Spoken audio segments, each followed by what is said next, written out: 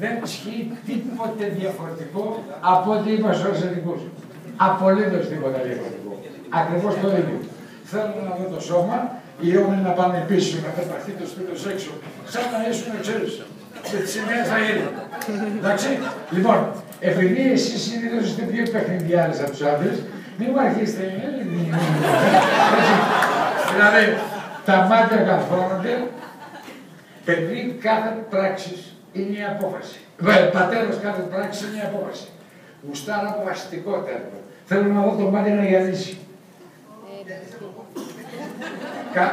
Ας την πλάκα, καταλαβαίνεις θα να πω.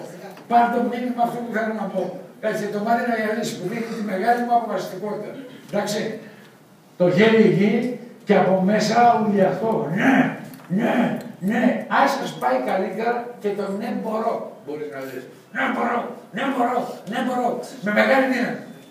Αυτά και μόνο αυτά. Και αν κάποια στιγμή νιώσετε πίεση, μην μου κάνει καμία πίσω. Θα της πει ότι εγώ με καλαμάκι. Εντάξει, πάμε λοιπόν.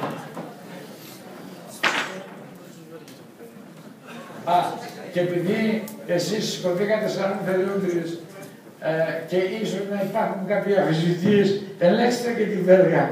Ότι είναι καλό τους βγάζει καλαμάκι.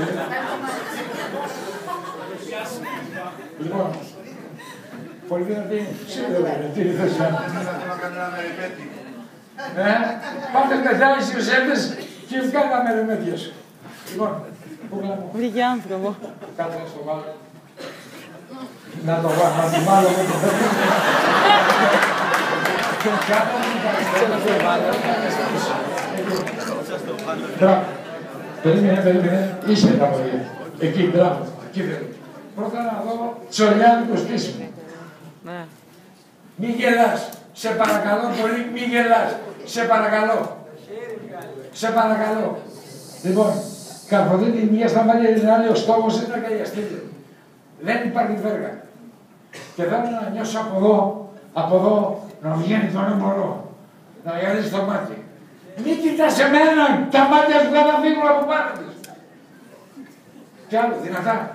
Κι άλλο δυνατά. Κι άλλο δυνατά. Μπράβο, γουστάρω. Μπράβο, δυνατά. Δυνατά, πάμε τώρα. Πάμε.